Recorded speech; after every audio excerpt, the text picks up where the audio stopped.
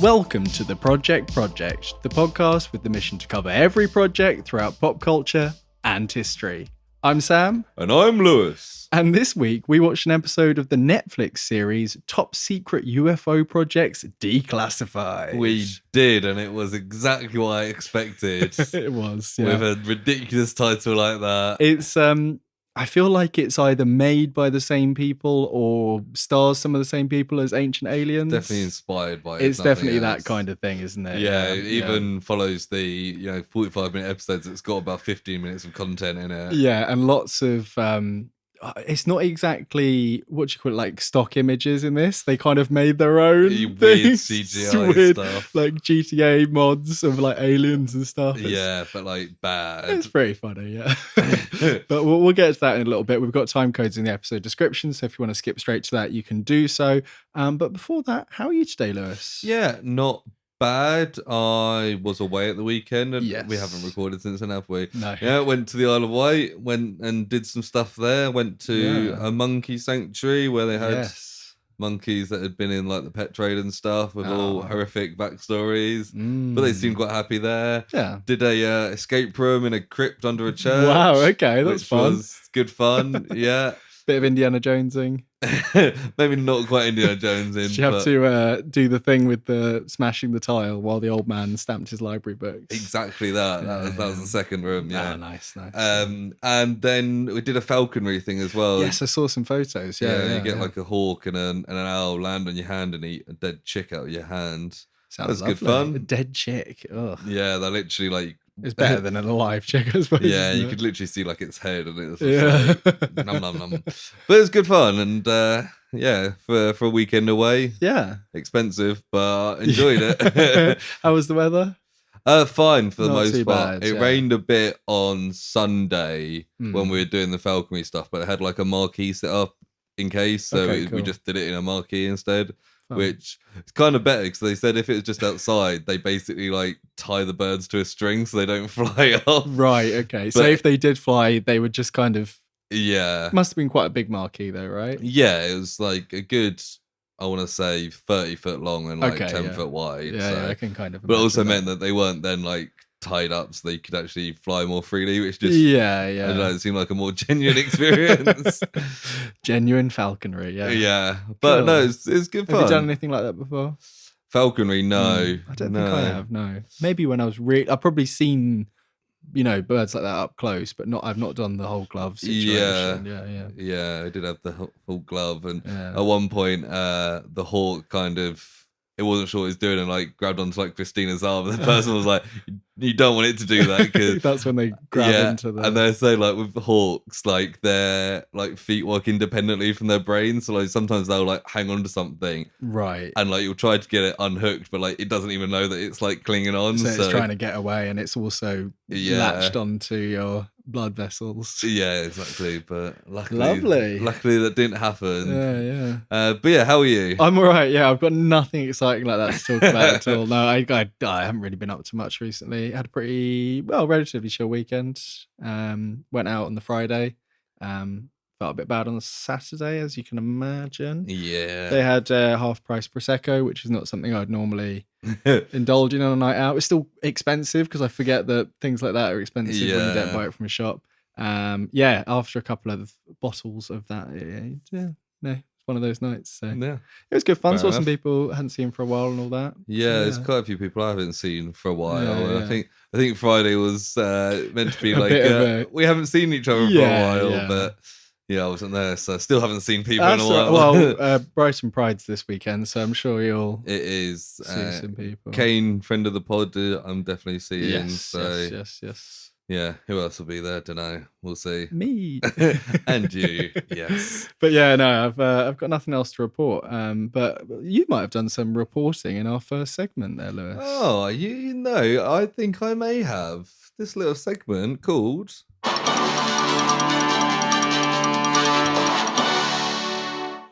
Project News. Yes, it is called that. Yes. But before we got Project News, I've got one side bit of Project News. My God. Which is we kind of reported a couple of weeks ago that National Reality TV Awards were coming up. Yes. And there were some notable nominees from Project Icon, which we spent a lot of the summer covering. Was it the summer? No. February, wasn't it? yeah, it was January, February, I think. Yeah, and there was a couple of winners from that show. Yeah. So I think it was like 4 or 5 different categories that Project Icon was nominated for. Yeah. It won Best New Show 2023, which is pretty good. I think it was up against some like better known shows. Yeah, you did run through a couple of months ago, the nominations they were in. I can't remember any of them off the top of my head. No, I remember because I know Jason Derulo was up for Best Male Personality. He didn't win. Uber Butler from Catfish UK won that. Yeah, I know Uber, not personally. But the other Icon winner was Nena. Won Best Performance in a Reality TV Show. Fair. Did it say which specific? No, it doesn't. I imagine they might have done on the... Yeah, done a little like, they're doing the Oscars little clip show. But Nena was good, so yeah, she was very, very good. It's quite funny that they picked somebody that didn't win, but just had one outstanding performance. But I've been seeing on TikTok a lot of people from the show posting stuff. Barry's posted loads of stuff. Lily Jo's been posting stuff. Well, from the awards ceremony. Yeah, I did see a couple. A lot of them were there. They seem to have a fun time. Yeah, it must be nice to get everyone together. They're all dressed up, looking lovely, all of them. Yeah. All the ones I saw anyway. Seems like a fun show. I imagine they got hammered after. Yeah, you'd think so, yeah. Yeah, well, when you win an award, I guess, you might as well. They bring some more discounted than a half price Prosecco round table. Yeah. But yeah, that's good news. Yeah, congrats to all those guys. Yeah, it's a shame it was Best New Show because it means it won't be nominated next year. Best returning show next year. Yeah, or Best Reality Competition Show. Maybe it can beat Britain's Got Talent next year. Maybe. I mean, I don't know anyone who's still watching Britain's Got Talent, but that might just be my circles. No, I think my last knowledge of Britain's Got Talent may be like Susan Boyle or Paul Potts. I thought you were going to say Paul Potts. I don't know which one happened first. I think Paul Potts was like the first winner, wasn't he? Oh, really? Maybe. I don't know. Or did he do opera? Yeah. And kind of Susan Boyle wasn't too far off that. No, she wasn't. Yeah, I can't. There was a bunch of dancing people for ages, wasn't there? There was diversity. Yeah. Just get a group of people to Speaking of Susan Boyle, we were talking about the new Futurama. Wow. I was listening to something where they were talking about like the bad seasons from they were saying from like 4 till now basically. And there's one where they did an episode that was Susan Boyle themed. And I think it was Leela had a boil on her bum that was called Susan and spoken a Scottish accent. And it's like, don't do that. That's too that's like Simpsons doing topical stuff like Lady Gaga. And you're like, no one's gonna know who this is in 5 years. Yeah. The second bit of project news, or the first proper bit of project news I've got, this one did come from my usual route of Googling the word project. Let's see what news came up. Well done. It's from GameSpot.com. And it's a gnarly Tom Cruise R-rated film project still in the works. Oh, so it's not a game then? No. They've diversified there. So basically Tom Cruise and Christopher McQuarrie are working on an R-rated project. Okay. Obviously they need to finish off Mission Impossible Dead Reckoning Part 2 first. Yeah. Apparently I don't know how far they are with that. 40%. 40% done, but obviously with all the strikes. Yeah, they've had to stop. June 2024 was the proposed release, but I've only got 40% done and nothing's happening. I think I sent you a thing of Sony just going like, all these films are going to be at least next year, even ones that are complete, seemingly, which is bizarre. It's partly because of press stuff, though, isn't it? Yeah. I even heard that Dune Part 2 might be delayed until next summer because they won't be able to do any... so annoying. It's finished. Yeah. They need Timothée Chalamet and Zendaya and Florence Pugh and Austin Butler and... Dave Bautista. Stellan Skarsgård. I was going to say Jason Momoa, but I don't know if his character's in this because he did die. I don't know what happens in the second half of that book. I'm going to need to rewatch Dune before. Well, we were supposed to be doing the rewatch for this. Oh, yeah. We'll see. I'm sure they'll announce that. Like, I think the debate was that because they'd already told like IMAX theaters they were gonna have it in December. That it's too late for them to pull out now, but you'd think this far ahead that maybe it would just be Denis Villeneuve going around being like, "Hey, what's my film?" But yeah, this R-rated Tom Cruise film. Apparently, Macquarie and Dead Reckoning co-writer Eric Yendrason have developed a script that would start Cruise and would have a very un-Tom character as its hero. Okay. And I was like, that's interesting. R-rated as well. Yeah. And it's like, I feel like Tom Cruise has basically played the same character for like 40 years now. Yeah, I would say so. Like, obviously, like Top Gun and Mission Impossible are different films, but it's always like action guy who runs a lot and is like the hero. And he's kind of like, he cares about everyone, but he's also willing to do anything. And he kind of has a love interest, but since his public breakups in real life, they've kind of just gone, he fancies someone, and they look at him across the room and maybe they have like a kiss on the cheek. So it'll be intriguing to see Tom Cruise do something different. I imagine it'll still be like an action-packed thriller or something, but maybe he'll be like swearing at people. He doesn't really swear, does he? No, so maybe it'll be like a gory swear-filled. It'd be cool if he was like a serial killer or like a slasher. Yeah. Oh, he could do a serial killer really well. Like just blank stares and smiles, like holler. Just play himself. I wonder if he could like pull that off, because like unintentionally, easily he could do that. Yeah. But whether he's actually like doing it consciously, he might struggle. It's hard to tell, isn't it? Really. Yeah. I think if it was done well, I feel like he's quite a serious guy, so I don't know if he'd want to poke too much fun at himself. Yeah, although his cameo in Tropic Thunder is fantastic, and that is a very much like he's just kind of being a bit of a joke. Yeah, but I guess it's not like about him specifically, so it might be a bit. Yeah, wasn't it that Christian Bale said that he based his Patrick Bateman character on Tom Cruise? And that was in like 2001 or something like that. Yeah, we've heard even more stuff about him since then. Yeah, that was like pre-public Scientology stuff, and that infamous Oprah interview. Yes, yeah. But yeah, I'd be up for seeing an R-rated Tom Cruise film. But the final bit of project news I've got is had not got project in the title, even though it did have it earlier. But let's put it in there anyway. I'll make up a spot. You just put it in there. Just put it right at the end. No, I've got a good spot. Okay. Secret Invasion finale is currently the lowest rated MCU TV project ever. I did see this actually. Not that title. It's 11% on Rotten Tomatoes. It's 13% according to this. That's our 11%. The finales of other recent TV shows: She-Hulk 73%, Miss Marvel 95%, and the amount of people that complained about those. Yeah, Moon Knight 85%. Woo! So this getting 13%.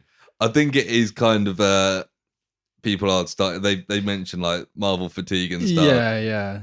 I feel like it's not necessarily like the fatigue at the thing. It's just that they've stopped trying so hard and they're assuming that people are going to watch it. I feel like it's almost fatigue on like Kevin Feige's part or something. Where, stretched too thin kind of thing. Yeah, when they're just kind of like not. There has been a massive downturn recently, and we spoke about Secret Invasion. We did, we spoke about it last. I was thinking like, not without spoiling anything too much, but that like whole superpowered fight is the thing that people talk about a lot. And it's just, it felt like there was no thought put into that at all. No. Like even down to some of the powers that are used and stuff. There's a magic related power in there. And apparently the characters have like the rings when they're using it. And it's like, rings aren't DNA. Like everyone knows that. I did see a clip on TikTok of somebody, without going spoilers, one of the arms they get, and they were like, I thought all the stuff on the arm was like a tattoo or scars. Exactly, yeah, that as well, Why is this like this? It's bizarre. Like I would, I don't necessarily, I'm not advocating for a complete reboot, but I wouldn't be surprised if like post Secret Wars, they kind of reboot with like recasting and stuff, just because there's so many characters, like all the big main characters from Marvel, they're too expensive to have on now. Yeah. And we spoke about how it'd be great to have some superheroes in Secret Invasion that weren't just like spies. Yeah. Or like a new character they made up who's now like the best person ever and we'll never see again. It's just, it's bizarre. And I get why it's, budget for all that sort of thing, but I don't know. Get people and then just refuse to pay them above a certain amount. And then you can always get Captain America in every show all the time. You need just people popping in and being like, hi, I'm in this world. Not like you have to wait 8 years for someone to turn up. Yeah, hopefully kind of the poor reception that Secret Invasions had, because that was meant to be like a big thing, Secret Invasion. I'm still getting like adverts for it and stuff now, which is bizarre. And like, hopefully it's a bit of a wake-up call to Marvel being like, actually, we do need to put some effort in to keep our like fans and stuff, because otherwise this could be the beginning of the end. I think it probably is, to be honest. Well, Endgame probably was the beginning of the end, wasn't it? This is just when we're seeing it, kind of thing. It's a shame. Like, I'm not super excited for anything coming up, but we get surprised still. Like, I feel like Guardians 3, we always thought it was going to be pretty good, and it kind of took people by surprise. I think that was kind of different, because it was James Gunn he came back to complete his trilogy, and I feel like that's not going to be every film is James Gunn coming back to finish his trilogy, is it? It's true. Okay. Because, he's not going to do another one. You've got Peyton Reed doing the Ant-Mans. We've just had one of them that was okay. Yeah. And there's no more of them planned for time being, is there? But he's doing Fantastic Four, isn't he? I think. So. I was thinking of like directors that have series like Taika Waititi's got Thor, but the last one of that wasn't very good. I don't think he'll do another one of them. I mean, he probably wants to, but even Chris Hemsworth was like, "Oh, that last one was a bit too silly for me," and it's like, and it's also the fact that they fucking adapted 2 storylines in a 2-hour film and didn't do either of them justice. Like 2 modern iconic Thor storylines from the last 10 years. I think it's like just wasted stuff. And like Secret Invasion, it's just that it's wasted. The thing that they often do, like, because they haven't got rights to all characters and stuff, like shortened versions of stories but like it's almost like a standalone Thor story for all intents and purposes. There's no reason to like squish it down. No. Like things like, I don't know why the only example I think it's not even Marvel, but like Logan, like the old man Logan storyline has got way more many people, but like you can't do that in the X-Men universe because those characters don't exist. And they kind of only adapted it like in very basic premise, didn't they? But they made something good of it. And now if we do, like in 10 years, if we do an old man Logan in the MCU, it won't feel like, oh, they're doing it again, because it was... Do you know what I mean? But I do feel like there's kind of obviously big storylines that, like, Infinity obviously was a big one that they spent time doing. And I think there has been other big stories that we've kind of done in one film that probably could have, like Civil War. Like, I like Civil War as a film. But you could have done that across like 4 or 5 films. And done it more to... I guess at that point, that was everyone there. But maybe save it.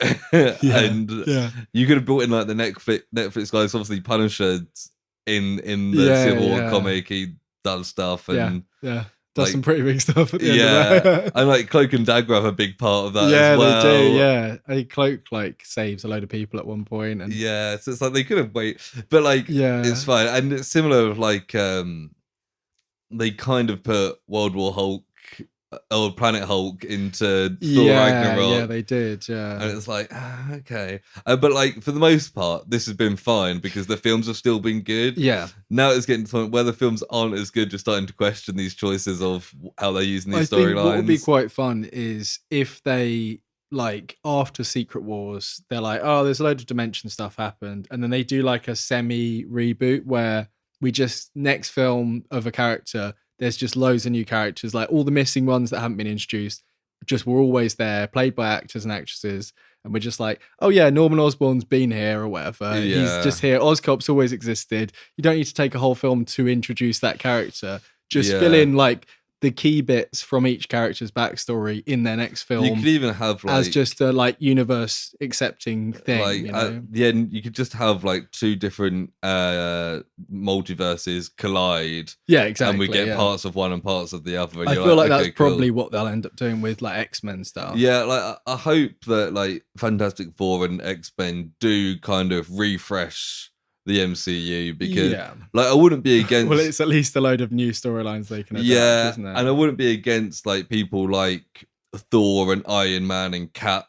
Oh, the Cap's already gone, but like, and Iron Man's gone. Of just like they're done. Like these stories are done. Yeah, that was like first gen heroes, and then we move on, and maybe in the films we'll be like, oh yeah, we used to have Iron Man, but we don't have him anymore. Instead of like trying to replace him with like Ironheart or something. I just feel like it's even a shame just completely wiping those characters out. I know they did.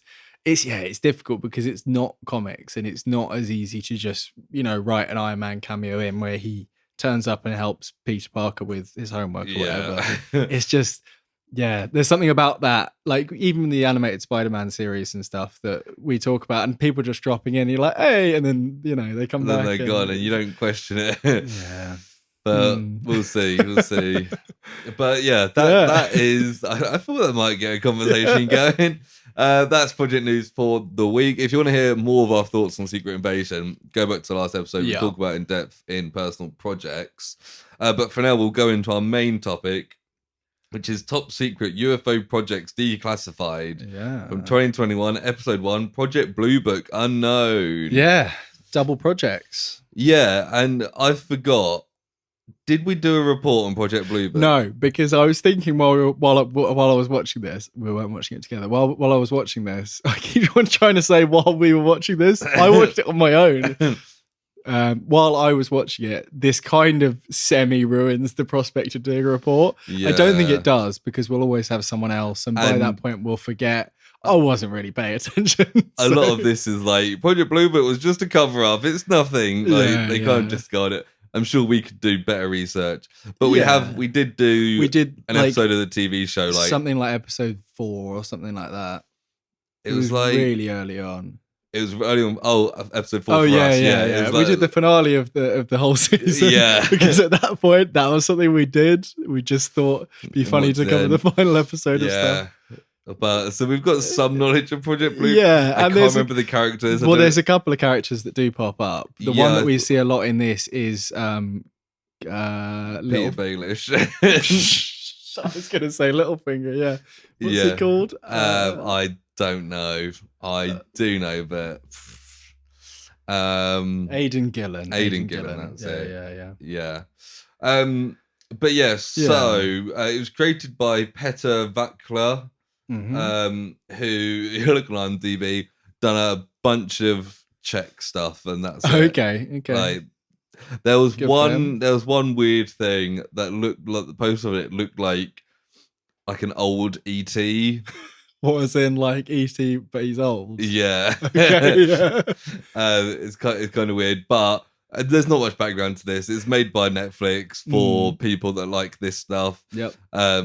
It's got the same kind of fandom as things like Ancient Aliens and other alien conspiracy stuff, and Ancient Aliens probably more factual than this, I reckon. No. I mean, some Ancient Aliens, like the episode that we watched was like the hybrid project. Yeah, and it's all nonsense, but it's all this is all nonsense. Yeah, but this is based on like these are all things that happened in some way. I think they're all based on sightings, so people or multiple people did go, I saw this, and it's out there. Not like, hey, here's a picture of a thing that looks like it might be a UFO. It's not far off though. Like I feel like the running theme through this show is if you can't 100% say exactly what the thing is, it's aliens.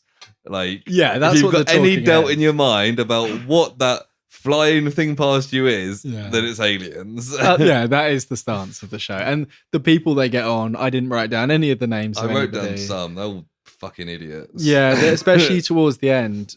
I mean, at the end, we get like a ex-congressman or something who just kind of goes, I didn't get a word. I've written down, former congressman slurs a lot. Yeah, he just mumbles about something. And then we get one guy who's, in my notes, is just son of the other guy. Yeah. Who comes in and like, bloody hell, he's got some views. But we'll get into that. The description on Google is insight into the UFO monitoring programs some governments want to hide, and facts about the extent of the extraterrestrial contact. Is that that's the whole series thing? Yeah. Because this is specifically Blue Book, isn't it? Yeah, it's 6 episodes. I imagine it's all going to be the same. Well, the difference will be, and it kind of ends by going, spoilers alert, but it goes, spoilers alert.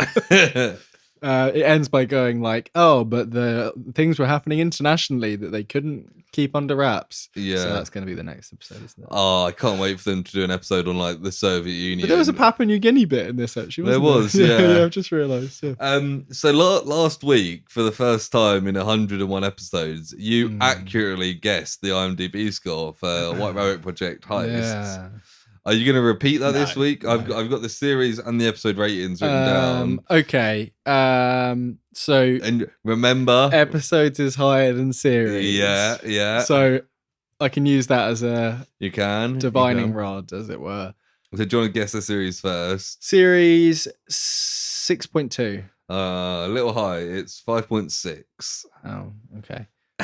Well then, episode 6.3. Oh, 6.1. Oh, I went the wrong way. But 0.2 off is my one of your best ever. Well, that's my. For a while, I was getting all 0.2 offs. I think it was 0.4. You were getting off like 10 weeks in a row. No, I'm not sure about that. But yes, so not a great rated show then. No, I think even for like this kind of mad UFO conspiracy stuff, it's not that well thought of. I think partly like it's got that classic setup that a lot of these shows do, where it seems that half the episode is talking about what's going to come after the break, and recapping what they talked about before the break. I don't think this one's quite as bad as Ancient Aliens, because this one, made for Netflix, is not so... Yeah, they still seem to build in like breaks and stuff, and it'd have like, whenever there's a new location, they do some weird sound effect to be like, 1956 Texas. Ancient Aliens is 7.1 on IMDb, so it's generally, it's a longer running show. So I think people like watch it like ironically as well. Yeah. Also, the other thing worth mentioning before we get into this is the CGI they use, which it's really funny. And like it's like an Unreal Engine type thing. Yeah. But like the aliens are either like your classic big grey big head, or just people. Yeah, there's the one bit with just a load of blonde women waving. And they don't mention that in the story that they were blonde women. No. They just say there was people on there. Yeah. Like, okay, so we decided to make them all the same blonde woman. Yeah, it's like the sort of like when you're like at school and you one of your fun IT lessons is like play with this engine or something. Yeah. It's just a load of pre-made characters that you can make do little... Kind of like that You're a Wizard, Harry video. Like a Gmod thing, yeah. Well, and they've got like to like hide how like low res and probably low like rendered it is. There's like a blur filter over everything. So it makes it look like you've like forgot to put your glasses on. It's like... It's quite fun, and it's probably some of the most fun parts of it, to be honest. Because some of it is like recreations of... Because I don't know, do we get any live action recreations? I don't think we do in this. No, because they don't exist. Live action recreations. Oh, yeah. Like reenactments. Yeah. No, I don't think they got the budget. Some things like Ancient Aliens, they'll do a little thing like that. But yeah, in this, when they're telling the story, it's like a guy and he's like running, and then he runs over a hill and then runs back and tells everyone there was definitely an alien over there. So this episode is like, it's split between this weird bad CGI stuff, talking heads with supposed experts, and like old interviews like in black and white with certain people that or like a couple of sound bites we get as well, probably mostly sound bites so they can get them saying the stuff that they wanted them to say, pretty much, they cut out the sentence after being like, but aliens clearly don't exist. There's one that like ends right after someone says something like unfortunately they can because they're doing stuff from like the 50s, most of these interviews they're using are people that are long dead, so they can't complain. Cut them however they want. It starts with like, it mentions 1944 and the first like recorded Air Force interaction or whatever with aliens, and they called them Foo Fighters. Well, no, Foo Fighters were. Oh, no, that was the. Yeah, that's. Yeah, I'm getting. Were they Nazi planes? Yeah, I got confused there because I wrote that down, but I was like, I don't think that's right. Yeah, it mentions Hiroshima and Nagasaki, which we've talked about a lot recently. I was like, fucking hell, we can't get away from this bloody bomb. And then kind of leads into the idea of the Cold War and the arms race. They do a weird like history of like the Cold War and stuff. It's kind of grounding it in this fact, and then us going, oh yeah, so the rest must be true as well. Yeah. It's the kind of that's the Ancient Aliens format. We get introduced to our first talking head, which is Stephen Bassett. Okay, is he the grey-haired guy? I don't know. These are from my notes last night. Okay, I see. But what does he say? He said that the USA and USSR, had all these technologies, but they just wouldn't work together because ideologically they were a bit apart.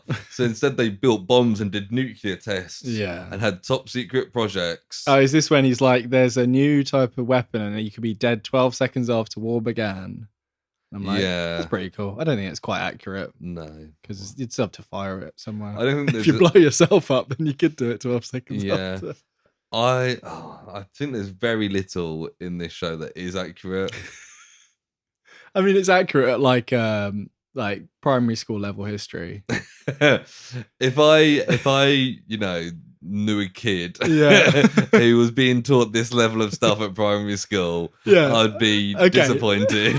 Well, I mean, it's quite impressive for primary school, to be honest. But if it's wrong, then that's putting them in a bad stead for secondary. We get a weird the intro I can only describe as like a sci-fi TV show. Yeah, like a kind of X-Files kind of vibe. Yeah. Yeah, it was pretty cool. But like lower budget, CG like figures and stuff. Yeah. And very sinister kind of. Yeah, and they tell us that this episode is going to be Project Blue Book. And I was like, cool, double project. Project Blue Book Unknown, which is just, what does that mean? That's not grammatically correct. Yeah. I think that's probably why I didn't write it down. So I was like, no, that can't be right. That doesn't make sense. We start with one of the most famous incidents. Yeah, so that's June 1947, July 1947. Yes. Kenneth Arnold spotted UFOs. And basically, this guy saw some UFOs. I've written down that he got home. Yeah. He tells his son, like, I've got a bag of stuff. And it's like, you'll never see this stuff again. And it's items from a UFO. And they're like, cool. Yeah. He wakes him up. That's a little CG bit of a guy. He comes in with a little box. Yeah. And the box is like glowing or something. And he's like, ooh. What? I mean, this is the story, though. That's the story. Yeah. But like they treat it like it's fact. Yeah. Jesse Marcel Jr. was a witness. I think that might be the kid. I couldn't tell. They said he was a witness, but somebody else that saw it. It doesn't. But they go into the whole thing with like a press release was released to the press, as they do, and then they realised that they shouldn't have released that, so they tried to reverse it, and it had already garnered some attention, and that's when they came out with the weather balloon story.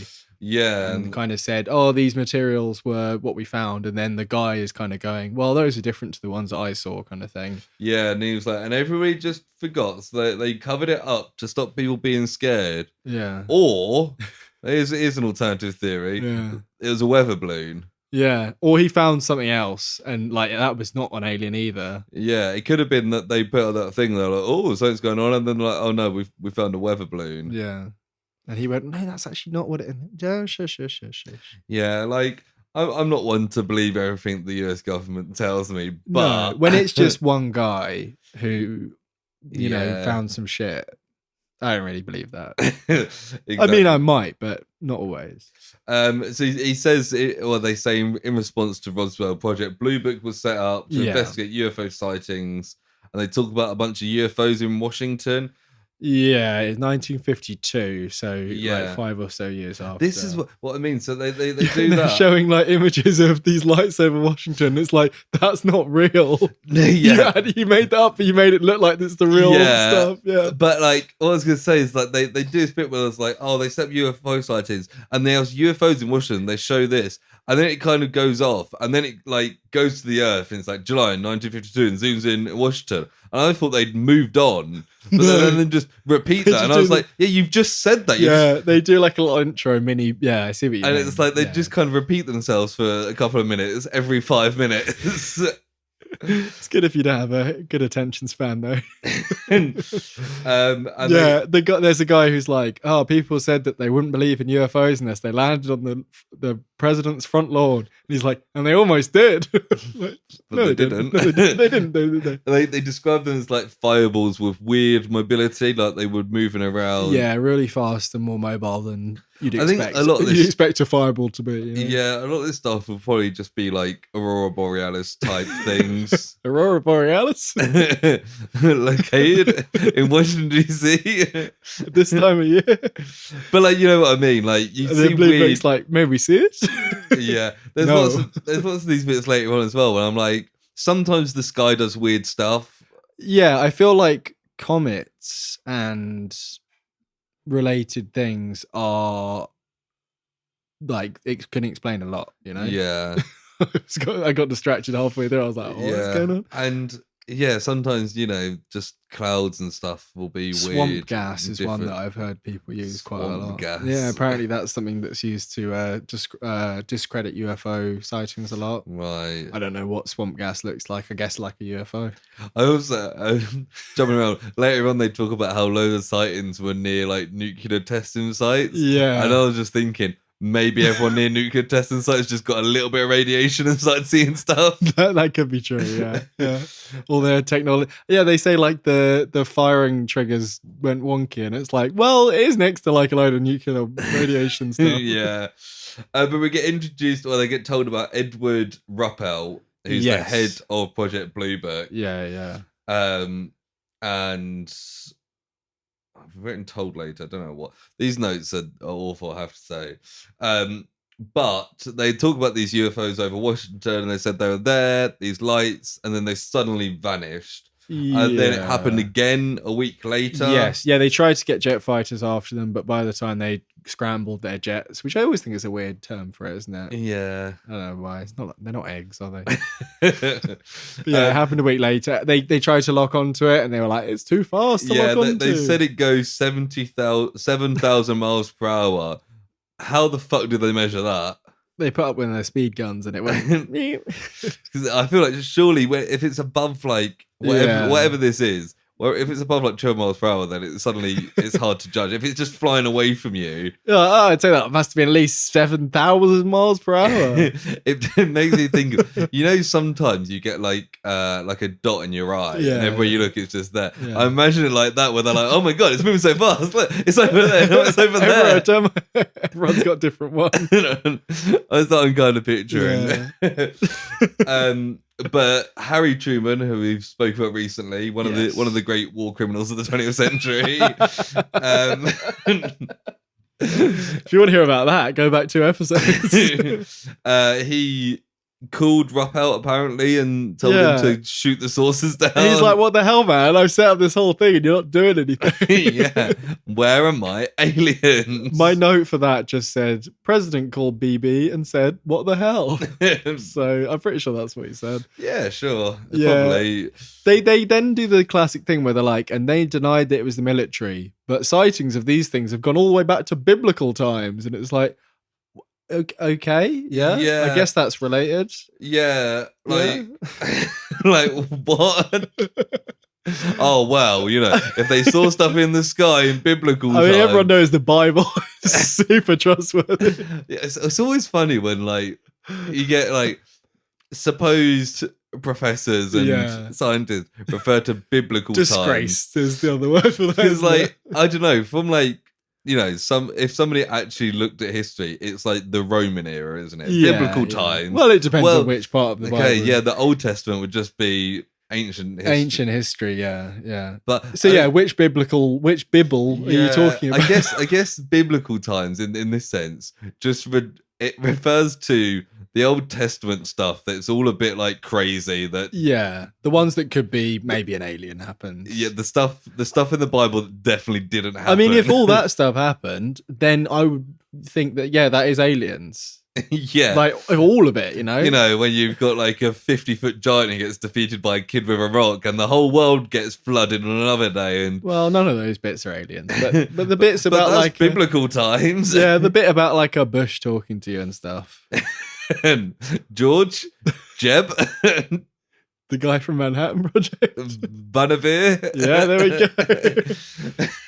No, the burning bush that talks to Moses. So when our biblical times... he was burning some bush when he was Yeah. We've all heard that one before. Have you seen the epic rap battles of history where Snoop Dogg is Moses?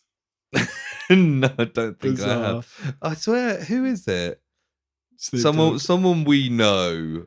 Oh no, I think it's someone I know from work who like regularly listens to epic rap battles of history. I used to watch them on like Spotify. Oh no, I used to watch them quite a bit when I was younger, like specific ones. I didn't like all of them. Sometimes I'd watch them if it was like people I knew, not personally. Hey, it's that guy that's always on it. But if it was like, I don't know, I can't think of Batman any examples. versus Sherlock Holmes. Yeah, something like that. I'd be like, okay, cool, it's fun. I think the one that has like a couple of good bits, the Ninja Turtles versus like the Masters of whatever. Masters of the Universe? No, like the Art Masters, what they called. Oh, yeah. What they called like the Old Masters or something. Yeah. Like the ones with the same names as the Ninja Turtles. Me and Christina were in the Isle of Wight last week. We were going to go to a restaurant called Michelangelo's. Yeah. And we were like, it'd be a really fun thing to do. To go to an Italian restaurant named after each turtle, and we looked them up, and there was there's Donatello's around here. There's Donatello's here. There's a Leonardo's in Brighton. Yes, I think they're maybe owned by the same. Okay, the Michelangelo in the Isle of Wight was the nearest one, and there's a Raphael's in like Crawley. So like theoretically, you could go to see all four. You could get pizza at all of them. Get pizza at all four. Could do that for Silver Screen Project. Although I think the Turtles film's out like this week, so I think we missed the boat on that one. Yeah, well, we had other stuff planned, didn't we? There was the double Manhattan Project Turtles episode that we were going to do in time for that, but obviously we completely missed the timings of that. Yeah. There'll be another Turtles thing in like a year, it's fine. Probably. I might actually go see this one though. Yeah, it looks good. Yeah, it looks really good. I don't know when, but I might go see it. I still want to see Mission Impossible, and apparently it's getting pulled from loads of cinemas, like 1,000. Why? Well, just because like they're done with it. Oh, you should have gone see it. Well, it's not. I'm gonna try. I might go see it tomorrow. Okay. Okay, go see it tomorrow. And I want to see Turtles, and I want to see. I want to see that one about the hand, the haunted hand. Talk to me. Oh yeah, no, I did see haunted hand. Yeah. Anyway, where were we? They say that UFOs are spotted near these nuclear weapon facilities. We're on that bit, but it's kept under wraps. And then in response, they create the CIA, the NSA, and they talk to all the papers to get them to be quiet. And I was like, nothing will keep a secret like telling the press. Well, I do quite like. I'm skipping ahead a little bit, but they talk about the Blue Book being like the public relations side of a real thing. I think that's probably true in that they were probably doing more investigations outside of this, and this was like a compartmentalized kind of thing. Yeah. But did they create all these things because of aliens? Probably not. Apparently. No. Everything's because of aliens. I mean, that is true, obviously. I think Harry Truman's an alien. No, he's a Freemason. Why not both? Alien Freemason. Freemalien. That's why he was so careless with his nuclear bombs. He doesn't value human life. No, he doesn't. I don't think he did. That's true. I mean, he didn't. He's better now, obviously. He certainly doesn't value human life anymore. No. But anyway, they say these sightings just keep coming. Yeah. They talk about a 1952 sighting in Desert Springs. This is the one I mentioned earlier. With a guy called George Adamski, who's a fucking lunatic. Yeah, he said he was like stargazing with a load of friends, and then they saw a cigar-shaped craft. Yeah. And he met an alien from Venus, but the actual story is that he ran off following this thing and went over the horizon. So none of his friends, although it says 6 people witnessed it or whatever, they saw him run after something in the sky. And then he comes back a moment later and says that he spoke to a being from Venus called Orphan or something like that. Yeah. It really, really reminds me of the Book of Mormon. Like the origin stories of Mormonism, which is very much like or any kind of biblical thing where it's like, I ran over there and this guy talked to me and told me that nuclear war is imminent. I mean, that's a good message, but but also like and it was non-verbal communication. And then we see an interview where he's like, we've spoken loads of times since, and he's really good at English actually. Like, what leave it out. Like that stinks of like adding detail after the fact. Hey, we hang out and play Pokemon every 5 nights. And like he says like, we talked about nuclear war is imminent, and it's like, if I was like put in 1952, or anyone in 1952, what's the really bad thing that could happen now? They'd probably be like, nuclear war, probably. Yeah, it's the new thing. It's the new thing. It's the new popular thing to be scared of. If he was told, if he was visited in like 1930 and was told nuclear war is coming up, now that would be interesting. Yeah. But no, this guy is bullshitting. Yeah, I just thought like an Orphan from Venus. When they started saying like, and loads of people saw it, I'm like, okay, I'm listening. Like when it's like, I know there's mass delusion, mass hysteria, which, you know, kind of blah terms in a lot of ways when it comes to actually seeing something. But if 6, 7 people had seen something and they all said they'd seen something, I'd be like, okay, they saw something. Maybe it was a cloud or a blimp or whatever. But this is like, they saw a cigar-shaped thing, right? That could have been anything. And then one guy made up a story, basically. Yeah, it could be a plane from the side. Like, it could be a bomb. There's a bomb really slowly flying through the air. And then they said there was a light over the horizon. Oh, I wonder what that was. Exactly. Yeah. I mean, the fact that it's from Venus as well, like, come on, at least say it's like not from our solar system. Like, Venus is fucking dead. Like, come on. But there's a bit here that really made me laugh where they talked about how, you know, he took a photograph of the UFO, this classic grainy picture, and other people saw. And they're like, decades later, it's clear that Blue Book manipulated the facts. And it was like, how is that clear? What are you basing this on? They say it was based on like people who work there, but it's like they don't give any examples. They say something about them avoiding unexplainable or unidentified phenomena. Yeah, they say that's the whole point of their thing. Why are they like? I get like that would be annoying if they were trying to avoid doing the thing they're supposed to do. But it's like they have a policy that any information that's not explained is hidden. Yeah. And I was like, fair enough. I was like, kind of like how, like, you know, the CIA hide information about terrorists that they've got on file. Yeah. And they don't, like the FBI hide files on like criminals in the US. Yeah. I mean, whether that's right or not, the person who's saying that is complaining about the wrong thing. Yeah. What do you expect a government agency to do? Yeah. Like they wouldn't tell us about all these things they didn't understand. The doy. Yeah. We should get a Dodoy button. Oh yeah. Dodoy.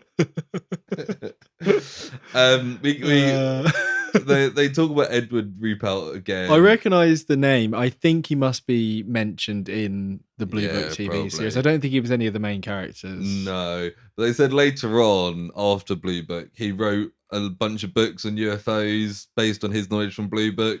And it was like, this just feels like some guy getting his retirement fund. Yeah, absolutely. Because there's a bunch of fucking idiots that'll buy these books and lap up everything he says. Yeah. I don't know if you can tell, but I've got very little time for these people. No, that's fair enough. I think I find it more entertaining than you. But that's, they speak to J. Allen Hynek's son. Now, he is the guy who's played by Aidan Gillen. Not the son. J. Allen Hynek. Yeah. And they speak to his son, and he's the guy you were saying that they speak to quite a lot. And he starts off by talking about why Allen Hynek was involved at all, which seems bizarre because it's like he was an astronomer and he was good at stuff. And they say like, oh, maybe it's because he already had security clearance from World War II. Yeah. Maybe. There's pointless talking about it. Why? He's like, part of it. I wonder why they hired Oppenheimer to lead the Manhattan Project. Like, Like, what possible reasons could it be? It's normally like a combination of qualities and experience. He's like a physicist. Yeah. So do you reckon they got an astronomer? No, they got a Stromboner. A Stromboner. Yeah, maybe, you hire somebody that knows some sort of a Strombler. Yeah. I think so. I think what they should have done is got the astronomer to work on the Manhattan Project and get the Strombler to work on the aliens, or maybe work on those aliens. Get get James Dean to work on this. He was a talented guy. Is he still around in 52? I think he died around like 55 or something. Yeah, so right. He might be at his peak. You know what? You're absolutely right. You know how I know this? Can you guess how I know this? Because the new season of Riverdale is set in 1955. Wow, I was never going to get that. Yeah, I know. I thought you went there. Yeah, and they mentioned it in the first. I'm quite impressed that I knew the year James Dean died. Yeah, it is. He was a talented guy. Get him to head it. Get him to drive some spaceships. Yeah, do like a whole. He did that film with the car, didn't he? Yeah, Rebel Without a Cause. Cars. Oh yeah, no, Cars is the modern adaptation of Rebel Without a Cause. That's what I'm thinking. Yeah. Because everyone knows that that guy is the same as that guy. Owen Wilson and James Dean. Owen Wilson is the modern James Dean. Yeah. I think that's an accurate same statement. Same hair, same voice, same nose, same. Hang on a sec. We've cracked this case wide open. Yeah. Wait a minute. They talk about Alan Hynek like being pretty like on the line for most of his career, and then when he retired, he did the same thing and went, "Oh, actually, I think it's like paranormal stuff." Yeah, they kind of say like he was hired to cover it up, but he himself was too inquisitive about it. And the son, then I think this son has kind of he's made a career out of talking about and he's like stuff for his gone dad. Off on stuff that his dad was never no, absolutely. There's a bit later where he's like, oh yeah, I met this guy when my dad interviewed him and I believed him for sure. And it's like, how old were you? Like 2? Like, so you're saying you're as a 2-year-old you could figure out whether an adult man was lying or not? Yeah. And he says here that like later on, Alan Hynek had discovered that these anomalies were both physical and paranormal. And I was like, whoa, that is a whole different ballgame. That's the finale of Project Blue Book, actually. Yeah, like fucking hell. Aliens, the triangles and the portals to other. Aliens is one thing. Like, despite what I've been saying, I do think there's probably a good chance that aliens in some shape or form exist in the universe, but just not these. These are all bullshit. I don't know if they're all bullshit. I think they're all bullshit. Okay, right. But the paranormal element to it is like, what? I saw a comment on TikTok recently where it was a guy talking about the recent alien stuff in Congress. Yeah. And someone just replied being like, I see aliens how I see ghosts. Like, there's no way of knowing whether they're real or not, so I'll just believe it when I see it. I was like, aliens are very different to ghosts. Like, yeah, they are, but I can weirdly see why some people would lump them together because we haven't seen either of them. Yeah, but we do know that life forms can exist in the universe because we're life forms in the universe. I think it's ghosts is something completely different. I think it's much more likely there's aliens than ghosts. Yeah. But I feel like if you're opening the door to one, like, I don't know. I reckon they live in the same house. That's what I'm saying. It sounds like some shitty film, like aliens, alien ghost house. Oh, imagine alien ghost house.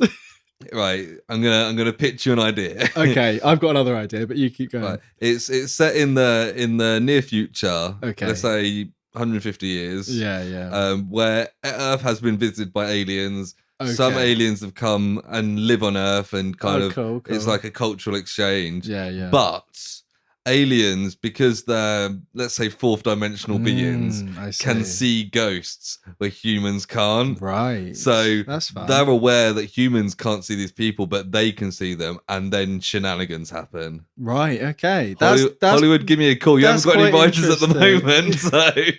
That is pretty interesting. My idea was different. It was a house where half is a haunted house and half is a UFO. It's an alien ghost house.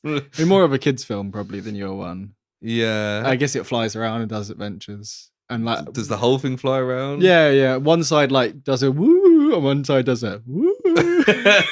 You did the first woo, and I was like, I don't know if this is the ghost of the spaceship. I realised that too. Yeah, I did do an arm wave for the second one, but obviously listeners can't hear that. And they could be like, a family of ghosts and a family of aliens. And they've had to share the house. We can call it Galians. No, that's what the Pride special's called. Yeah. Right, okay. No, it's called Ghost Alien House. Ghost Alien House, okay. Or Haunted Alien House. What's a good name for that? Good. No. Okay, I just started saying the words I was saying out loud. Yeah, anyway. I don't know what happened to you. No, I just started going good. Anyway, the son of the important guy, basically Heinrich Jr. concludes that the Air Force weren't interested in the truth. Yeah. They're just hiding it. Yeah. We then go abroad in June 1959 to Papua New Guinea. Yeah, boy. Or as the guy on the narrator says, Papua New Guinea. Papua. Yeah, it's like some sort of Christian mission, and some guy. It did make me laugh that like, we're gonna go exotic. We're gonna go to like Southeast Asia, and talk to a white English guy. Yeah, exactly. And he's Father Gill, and he's on some sort of Christian mission thing, and he saw some lights around a mountain that didn't have anyone there. Yeah, like, they go up and have a look, and there's a big UFO, and there's a load of blonde women on the top. Right. So aside from the blonde women, because that's ridiculously dry stuff. He says this UFO is 200 to 300 foot in the air, which is very, very high. Yeah, that is very high, yeah. And then he tells us that he can see people in the windows. No, they're walking around on top. That you can see the people walking around, and he waves at them, and they wave back. You say 200 feet? Yeah, that's what he said. Yeah. That is like ridiculously high. Yeah. Stealth is 200 foot high. Yeah, like if you got something that high, I mean, you guess you can see people on top of stealth. Yeah. But not like clearly. But not clearly enough to see. No. Crumbling cliff? What is this? Probably Beachy Head, it looks like. East Sussex. But Seaford Head. So yeah, like a big cliff. Yeah. It's like you could probably make out some shape. Like blonde hair. Like blonde hair and blue dresses and blue dresses. Pearl necklaces. I don't know what they're up to now. But apparently there's 25 other witnesses as well, and none of which we hear from. No. One of them, I'm like 99% sure, was just the main guy from GTA San Andreas. just look like I was like, no wonder they blurred it all out. It's just fucking CJ from San Andreas like waving around. Yeah, but they said the ship then flies off and there's no sound. Yeah, they say like, are they from a parallel universe? And we know there's intelligent life. So how many different forms could it take? And I'm like, no, you've done the thing where you just said a thing and then just said another thing. Yeah. We don't know. We assume in some way. Oh, well, we know there's life. So the next question is how many forms? So we know there's multiple forms. So the next question is how many of them are living in my bumhole? And and we know there's some living in my bumhole. So the next question is how long have they been there? And why do they all have blonde hair? And it's like, well, no, actually we don't know the answer to any of these questions. Well, some of them. Which ones? That's for me to know and for you to find out. But yeah, this Father Gill, the missionary, went to the Hyneks for dinner once because they wanted to exchange crazy conspiracy theories. Yeah. And the son was like, I had a good look at this guy, and I could tell he wasn't lying. Yeah, this is. So when was this? 1959. Yeah, like this guy didn't look that old. So he's got to be less than 10 when he saw this guy. So I do a little bit of research, see if I can find out. See how old J. Allen Hynek's child is. I think he's got 2 kids, if I remember the Project Blue Book TV show correctly. So it could be either of the kids, but they're probably not that far apart in age. Joel? Is it Joel? Maybe, yeah. Oh no, he's a visual effects artist. He's worked on 30 films since 1980. Well, I mean, surely that's a conspiracy theory waiting to happen right there. So the son of one of the main UFO guys works in VFX. Like, come on. But so there's 5 kids. Scott, Roxanne, they only Joel. had 2 in the program. maybe it's I mean, it was fiction. He's also married twice, which I don't think it's in. Because one of them was like a spy or something. Do you remember? No, I remember very little. It was pretty cool, that show. Oh no, she was like, carry on. But the kids are Scott, Roxanne, Joel, Paul, and Ross. Do any of them ring a bell? Maybe Ross and Paul, but maybe I've just heard those names before. They're the younger ones. Yeah, when were they born? Oh, I can't see. Well, I'm sure like that guy didn't look much older than like 60. I think he looked younger than that. So I don't know how far after June 1959 that was. Yeah, like I guess it could have been like 10. Anyway, he wouldn't have been old enough to figure out if especially a so I was gonna say especially a priest to tell if a priest's lying, because somebody who's dedicated their life to religion might think of the world in a different way to other people. No disrespect to anyone in particular, but you know, a priest can be very convincing in what they're saying. So if they believe something and they're telling a story, and you're a kid, you're probably going to be like, "Yeah, I believe what this kid's saying." Yeah, J. Allen Hynek was born in 1910, so he was 49 when this happened. So right, his oldest kid would be 30 max. Yeah. So I guess he could have been like a teenager if he's one. I think he's one of the younger ones. Yeah, I feel like it's not even that important, is it? No, really? I don't think any of this is important. No. But they then talk about how, you know, aliens weren't perceived as a direct threat, right, but a threat could arise from mismanagement of private documents and public interest. And I was like, that's probably the most accurate thing they've said so far, because you don't want to just be leaking all your government documents. No, I feel like they kind of fucked up with that first press release, didn't they? Yeah. The Roswell one is they've fucked themselves up by going, we found an unidentified object. Yeah, and they've been ever trying to since put it then, back in. Yeah. Air Force, they say, want to get rid of Blue Book, and they talk about the Condon Committee. Yeah, Edward Condon, he was someone that I looked him up, and he was involved in the Manhattan Project, but he's not anyone that you mentioned, was he? No, I don't think so. No, because he had interactions with Strauss and with Leslie Groves and with Oppenheimer, and he had some sort of controversy. But we are never going to stop talking about the Manhattan Project. I know, honestly. To be fair, this is set like right around the same time. But I've heard the name before, so I don't know if maybe he's a character in the TV show, and that might be where I've heard maybe. Him from. But yeah, he was on the Manhattan Project, and then he went on to write UFO books. So who knows? Yeah, maybe he got too close to radiation as well.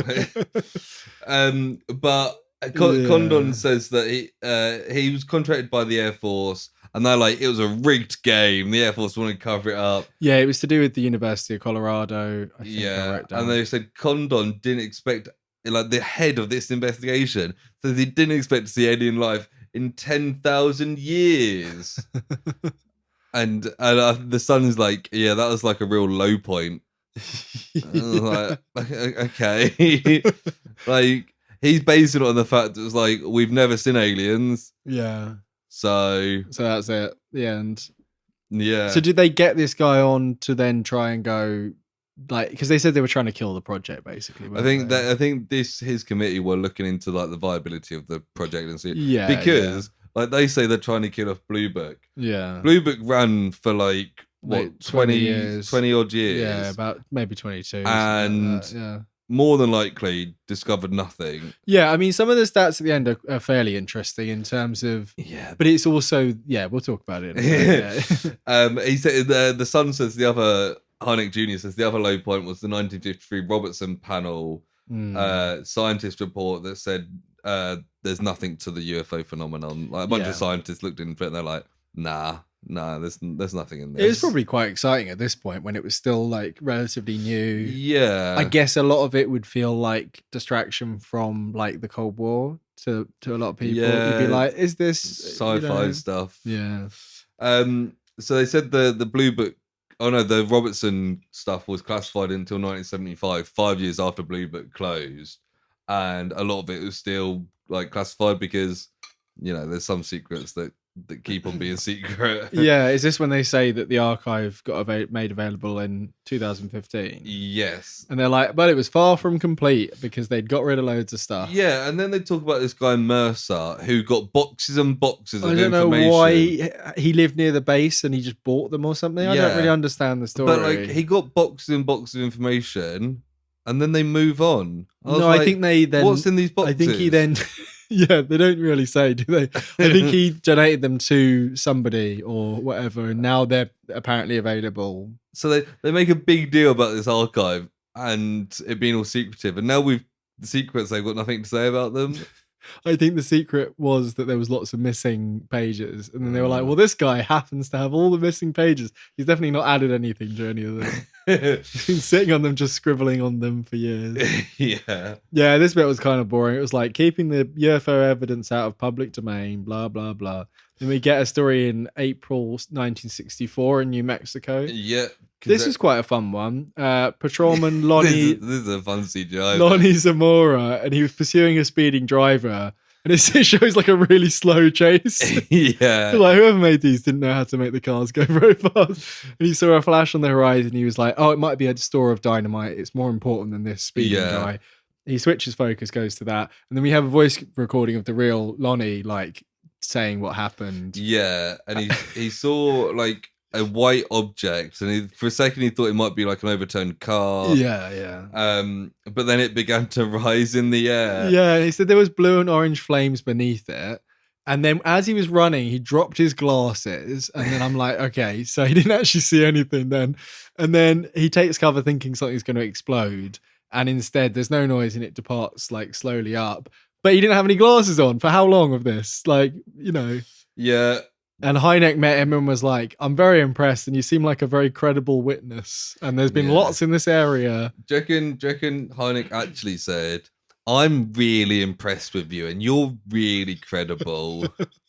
He was like, mate, I lose my glasses all the time. I'm sure that has nothing to do with this. But the son, because you know he's got something to say about everything that he wasn't there for. Yeah, they said he was a credible witness because he showed trauma and he was consistent with his stories. He's really upset about losing his glasses that one night. Yeah, and he said this led Hynek Senior to start to believe. Mm. I was like, oh god. You know, what it was that bit when he drew on all the maps and it came into a triangle and his friend got swallowed up by the wormhole. That's what made him believe. Yeah. His son didn't know about it. The TV series maybe hadn't come out at this point, so he didn't know. Yeah. I reckon that's what it was. Yeah. But they say Blue Book concluded that there was no evidence of advanced technology or that they've had like extraterrestrial stuff. Whatever, yeah. And I was like, even if you're suspicious, like if there's no evidence of solid evidence, and there's no solid evidence. And then that woman like comes in and is like, well, that's complete bullshit and all this. And I'm like, and I had to rewind because I was like, what did they say? Because they just said right. So and they contradict themselves a minute later. They do, yeah. Because she says there's 3,201 cases categorized. Yeah. And 21.5% were labeled as true unknown. Yeah, which is not right because they give completely much lower figures. Yeah. Even if that's the case, it's like, oh, for like 1 in 5 of these, we couldn't really figure out what it was. Yeah. But she's taken that as they've confirmed that 1 in 5 of these are aliens. Yeah, that's the bias that comes from being obsessed. And then with they come on to say Blue Book had accumulated 12,000. Yeah, 12,618 sightings. Majority were natural phenomena or I don't know, explainable stuff. Yeah, and then they say 6%, 701, were labelled as unexplainable. And I was like, well, that's a different number than we've just been told. I think, to be honest, although, that it doesn't say that it's aliens, I think even the amounts overall, it's a lot of sightings of stuff in general. Yeah. Like, but I guess as well, if it's during the UFO craze and everything, everyone and their dog saw UFO. But I would still say that 701 unexplained things over like 22 years or whatever is pretty mad, whatever it is. Yeah, but it's also that in itself isn't a 1-2 point of that's aliens, or even anything exciting. It's just it's kind of crazy that there's so many they couldn't figure out what it was. I think a lot of it as well is like this is the Cold War, and it may not necessarily be they can't. Yeah, they didn't know what it was, but they can't reveal that. They can't reveal. Yeah, because it was a nuclear missile. This or something. last one that they talk about is like, well, this is clearly like a test for something. Yeah, it's like got fucking English letters written on the side of it. It's got a bloke, an English bloke, gets into a ship and flies off. Yeah, I feel like it was such a dumb one to put in the end. Oh, fuck it. So I think it helps that the CGI is just some guy. Yeah. So it's March 1966 in Texas. Yeah. And we've got this guy, Eddie Laxon, he's an electrician, I think. He's driving along. Eddie Laxon seems like such an appropriate name for an electrician. Yeah, like Eddie licks Eddie. Eddie licks them. Oh, that's a different kind of job there. But yeah, he's driving along the road and he saw beams of like a car headlights. He thought, yeah. So he slammed on his brakes and he gets out, and then the radio died as the engine because his car broke down. And he got out of the car. He stopped the engine when he stopped, yeah. And it made me laugh that he was so specific about the measurements. Yeah. It's dark and stuff. And he was like, I saw a 75-foot long, 12-foot tall, and 8-foot wide craft in the road in front of me. Yeah. I was like, you got your fucking tape measure with you. He might do as an electrician. Quickly. And then there's figures wearing unfamiliar emblems standing there. Yeah. Because apparently this guy knows every emblem in US military. And it's like, oh, there are numbers on the side. But first of all, there's some letters in there as well. Yeah, it made me read off, and the narrator was like, and the numbers were TL 4768. Yeah. I was like, oh. And he's like, there's no wings, and a man was shining a flashlight. When he saw me, he went up the ladder and closed the door. It's just like a guy who's like, and he just like didn't like try and shush you away or get a gun out and go, you can't be here. Yeah, just went inside. But I like the idea that these aliens have flashlights and ladders. Yeah. But then it left faster than the speed of sound without the sonic boom. Yeah. And apparently some truckers nearby also saw it. That makes me think there probably was something there. Yeah, but it could have been like a military plane, like a little stealth bomber that crashed. Because it's 1969, it's not even, or 1966. So it's like they had things at this point. Yeah, could have. They said it didn't have wings. Like helicopters don't have wings. Yeah. And this guy might have like fallen over and thought that it flew off quickly or something. Like the helicopter bit like knocked him down or whatever. Yeah. Like it's stupid. It's stupid. And they're like, oh, is it humanoid extraterrestrials or time travelers? I'm like, I mean, time travelers aren't aliens either. So that's a whole different show. I like the idea of that. It's very fun, but I was thinking it's not related to this. It's probably more likely to be time travelers than aliens. Yeah, I kind of believe in that a little bit more, to be honest. But they said, whatever, Blue Book suppressed the info. Yeah, like, it's probably because when he told them, he was probably like drunk or something. It makes me laugh how much they go on about Blue Book suppressing the info after they've just read the info. And it's like, you've just told us. And then they're like, it's like those comedians who are like, you can't say anything anymore after they spent like 5 minutes shitting on trans people or something. And they're like, you can't say this on my new Netflix special. Yeah, don't name me any names there. Ricky. Jimmy. Have you seen he's performing in Brighton later this year? Should we go throw rocks at him? I meant tomatoes. You colour in the rocks red. And or put a rock in a tomato. All that. No, I don't want to hurt him too much. But then they talk about a Blue Book closed down, but the Pentagon still has an alien identification program. Right. Blue Book was just the public one. The secret one probably existed the whole time. And I was like, AATIP. I imagine the US government does have an alien identification program. Yeah. It doesn't mean anything. No. And they basically say it as like, well, they told us that they'd stopped investigating after Blue Book, and then we found out later that they weren't. It's like, yes, the government lies all the time. Like, that's not proof that there are aliens. It's just proof that they didn't want to tell you, that they kept like one office in the corner open just in case aliens turned up. Yeah, because, in the small chance that aliens turn up and they're like, hey, they need to have some sort of plan or preparation. Need 2 agents, one who is a woman and one who is a guy who believes in aliens. And they go in the office and they have an on and again, off and on thing, X-Files. Right. Okay. I was like, Lewis is looking at me like more and more, going, I don't know what you're saying. They've probably also got like a contingency plan if like time travelers turn up. Yeah, probably the same people, to be honest. Yeah, or I don't know, Bigfoot. They've probably got a Bigfoot file. It would be good if they were all different ones, but I think they'll probably be like the losers downstairs. Yeah, it'd be like, in the Project Nemesis book, there was the department who did like supernatural stuff that the main guy worked for. Yeah. It'd be like that. It's like 3 guys in a basement, and, like in charge of everything that like we don't know. Yeah, it wasn't in that he was looking for Bigfoot at the start. Yeah. And was Bigfoot real in it?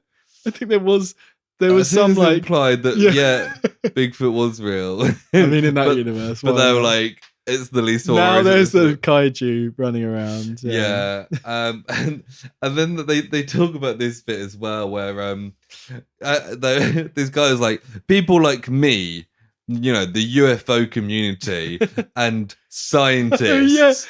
They're like, the government took a divide and conquer policy towards us, so that like UFO experts aren't treated as real science. And he's like, this is not a conspiracy. I was like, I think it is. That's one when they cut him off straight after he says that. I'm like, that guy is going to go on to say some wild stuff. Just like, we'll cut it off where it's like, people might believe. Like you're literally saying conspiracy theory that they tried to divide. The reason that alien people aren't accepted is because they're, first of all, not qualified, most of them, or if they're qualified, they're discredited because they've said stupid stuff. And they make up bullshit like this. The government didn't do a divide and conquer with UFO people and scientists. The scientists did that. They're like, no, we want nothing to fucking do with you.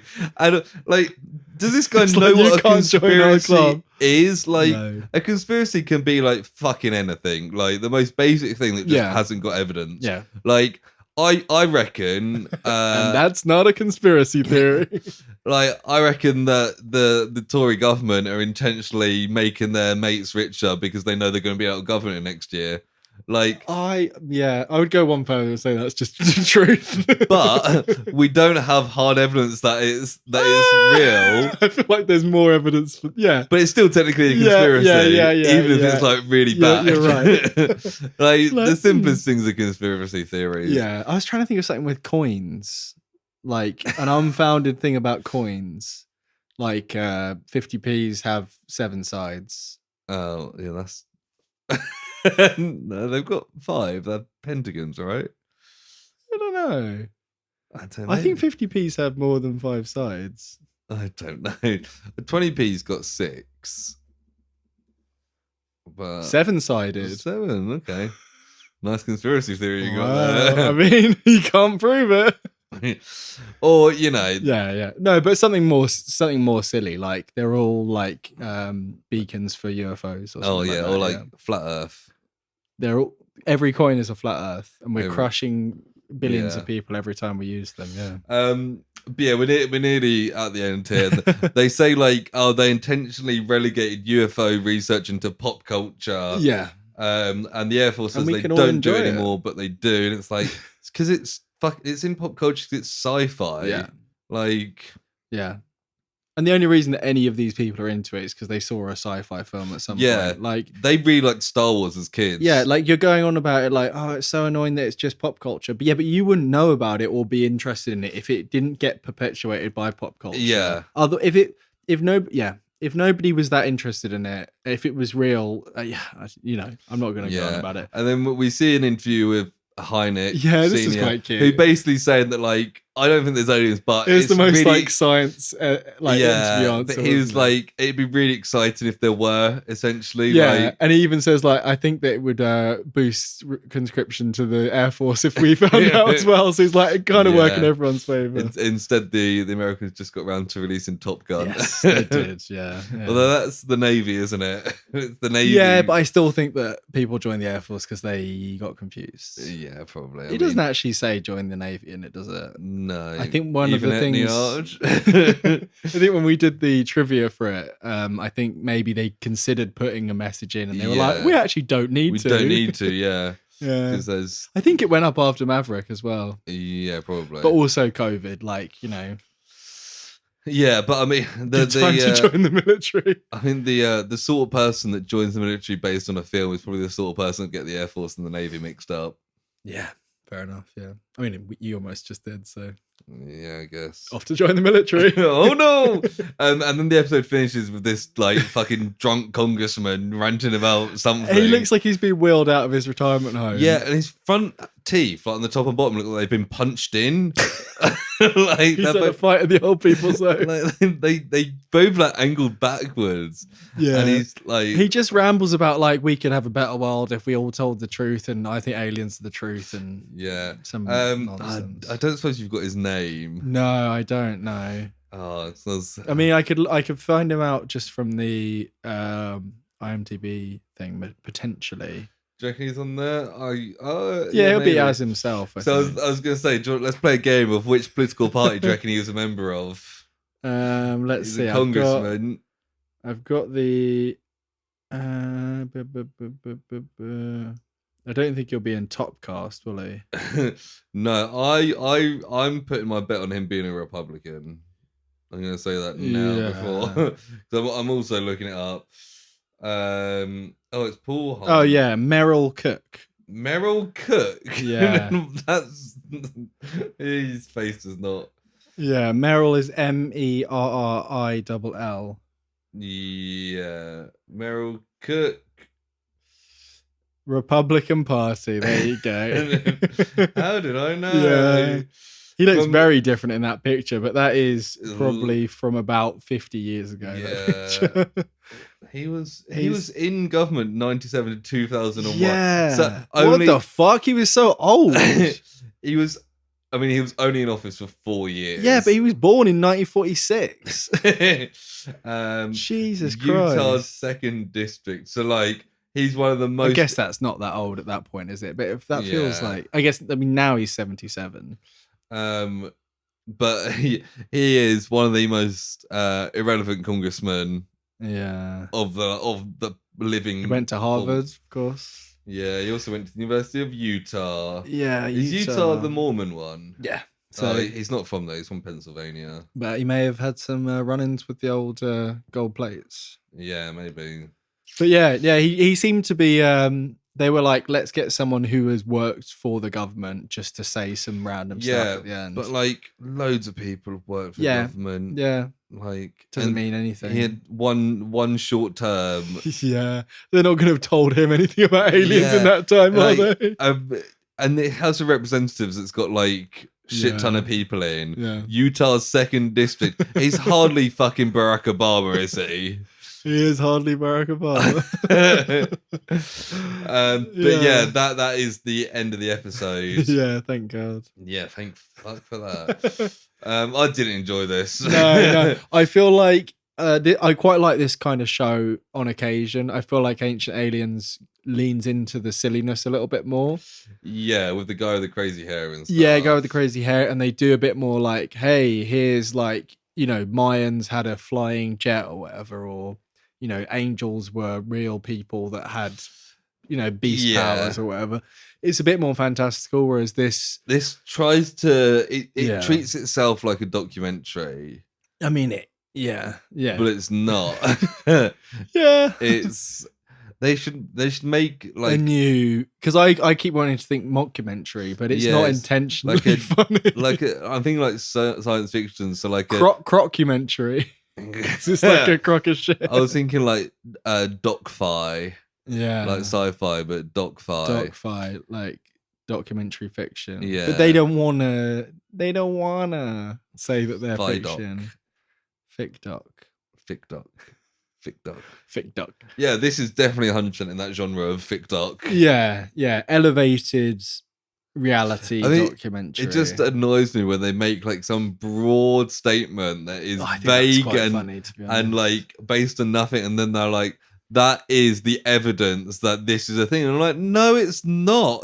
There's an episode of Ancient Aliens, like a series or two is on Netflix, and the first episode of the series that's on Netflix, of the UK anyway, is about aliens in the Wild West. So it's like different stories from like native people or like settlers. Well, they literally do a segment where they go, this film Cowboys versus aliens, and it shows clips. It's like, this could have been what happened, and it spends like 10 minutes talking about the film, and they've got licensed clips of Harrison Ford and Daniel Craig running around, and it's like, are you seriously, like, you're using this as one of your stories? You're just, I feel like in that, they're kind of, at this point, like 11 seasons in or whatever, they're just like, yeah, we're just saying stuff now. With this, yeah, you're right. They're trying to anchor it too much in fiction. In fact, I mean, the fact they're looking at like Project Blue Book is like is an actual thing. It's just a bit, Yeah, I feel like it puts you on your guard a little bit more about what you're believing, which makes it a bit less enjoyable because they're trying too hard to make have that anchor there. And unfortunately, there is people out there that will believe it. Yeah. I mean, I think it's all interesting, but I don't come away with this going like, oh yeah. I would find like a documentary or something on Project Blue Book interested and looking at like, potential things they may have found, or this is what this person thinks they saw and stuff. Yeah. But not treating every. There is one like that. Yeah, not treating like every suspicion and sighting as absolute fact. Well, it's just when the talking heads are so clearly biased that it just makes you think, like, you just have to just be like, okay, we're doing this. Then, we're just gonna, But I mean, there's only 6 of these, and we're a sixth of the way through now. So can they get worse? I mean, I'd be more interested in where they go, because we kind of knew. I mean, these were some of them were famous ones. Roswell, I'd heard of. I guess we won't. Will we get Paul Hynek back? Maybe, as like, they quite often bring stuff back, so they might get his opinion on. And he's like, my dad investigated aliens. Top secret. Let's have a look at what the other episodes are called. Just because that's what we did last week. So number 2 is called The White House Cover-Up. Okay. So again, it'll be in America. And this one is Codename Aurora, which looks to be about Area 51. Okay. And this one is called Hacked and Leaked. No idea what that's about. It says a man claims to have performed multiple alien autopsies. Oh, Soviet secrets. Oh, lovely. And After Disclosure, which is 2004 to present day. So are they loosely in order then? Yeah, it looks like it. Yeah. Okay. I mean, this one will they'll probably go back a little bit because this went up to 69. Yeah, but maybe not. Maybe not. But yeah, we will do that at some point. It's kind of worked out well with the recent alien stuff. To be honest, I hadn't really. Yeah, no, I hadn't thought of that. Yeah. What do you think about this in terms of ratings then? Low. Yeah. Real low. Fair. Real low. I'm gonna go higher than I did last week. What did you give last week? 5. I think I gave it 5 last week. I'm gonna give it 2. Wow. I'm going for a 2. I was gonna go for a 6. That's the biggest gap, I think. Yeah, I just didn't enjoy this one bit. No, it felt like a chore. I like this more than White Rabbit last week. No, I think I preferred last week. Yeah, the actual stories. Well, I hope so, because you gave them vastly different. The stories are kind of interesting, but this just, I honestly can't think of anything positive. Yeah, fair enough. Yeah, I was kind of like, whatever. And the only reason I'm giving it a 2 is that I think there's probably stuff I've hated more that I gave a 1 to. Yeah, I was just kind of like, whatever. I like thinking about it more than like watching it. I was like, aliens are fun. Aliens are fun. Yeah, this wasn't fun. But no. 6 is probably too high, but I can't change it now. No, it's set in stone for us to forget about in probably within 10 minutes.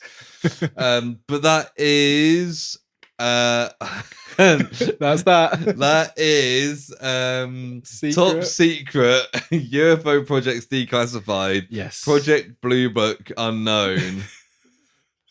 Unknown. Why? Just call it Project Blue Book. Yeah.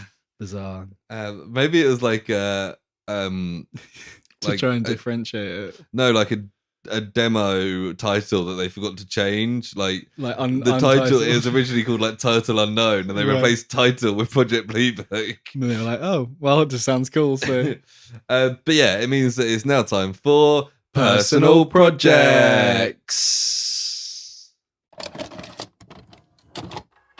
This looks kind of personal. Projects.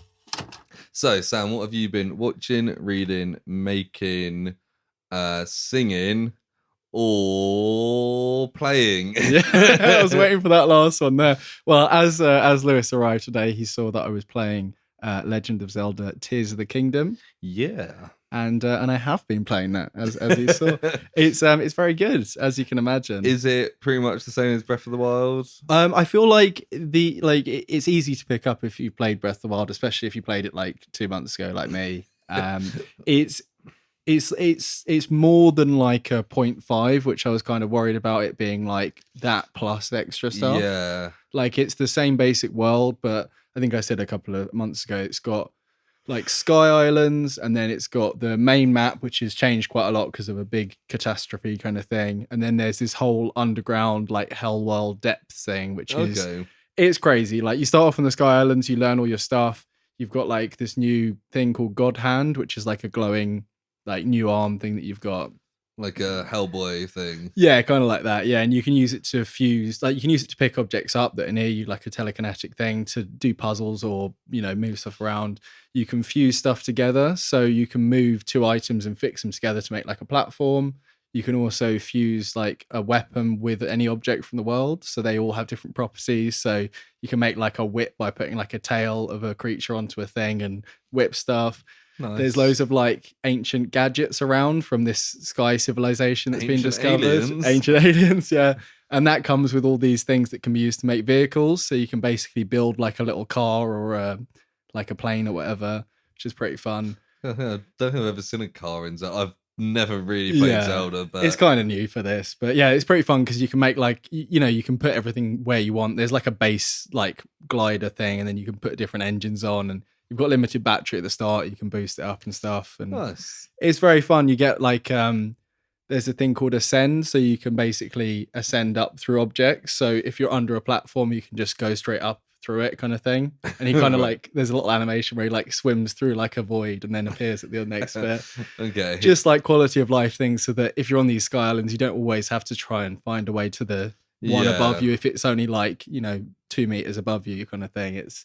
And like the depth is kind of like almost like a hard mode Dark Souls kind of vibe, where there's certain enemies, if they touch you, they reduce your life permanently until you get out into the world. So you kind of gear up and then go on little expeditions, then you go back up, and it's very, very good. I'm very much enjoying it. Nice. There's not masses to say that people won't have heard in other places, but yeah, there's a lot to it, and I'll probably be playing it for quite a while, to be honest. Yeah, I imagine Christine will get it at some point, so I might watch some of it at some point. Yeah, it's very good, and I think like obviously one of the great things about the Switch is it's portable as well as so you can play it whilst you're driving to work. Exactly. Well, the reason I first got it was because obviously I wanted it, but I went on a train journey to a away day thing. Oh yeah.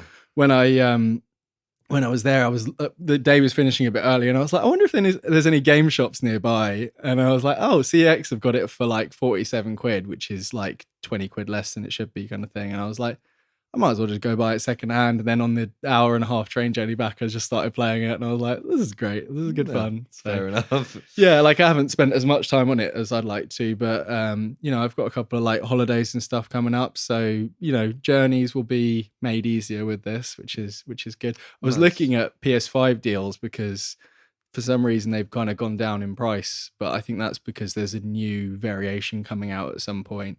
And then I was like, I bought this, and like, I don't need a PS5 for like 6 months now. I've got this one game that's going to keep me going.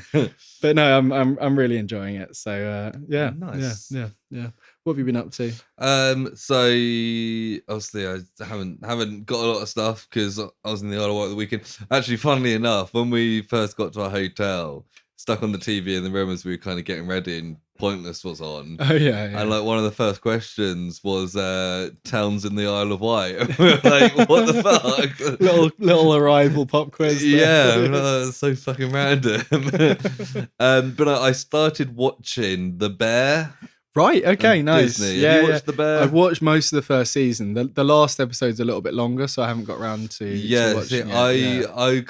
I thought it was going to be like hour long, like this fancy chef guy doing fancy chef stuff. And then I was talking to someone at work, and they're like, No, episodes are like half hour max. Not episodes like 20 minutes. The last one's like 45 minutes. Yeah, something like that. Yeah. And I was like, oh, okay. And I didn't realize the premise wasn't fancy chef in fancy restaurant. No. Fancy chef in sandwich shop. Yeah, he's finished that life and he's but I watched the first 3 episodes and I was like, this is very good, isn't it? Yeah. It's really like well shot and stuff, and like you really get like the feeling of it like almost instantly. There's some quite stressful moments in those first 2 episodes. It's not a series I can binge watch because a lot of it is just people shouting like at each other and over each other. And it's a lot. That comes and goes. There's good moments and bad moments in the first season. Yeah. And there's some characters I'm like, I don't really like them, but like, I imagine there's going to be a character arc coming up at some point. Well, the second season's just come out, so I think that's probably why people at work were talking about it. But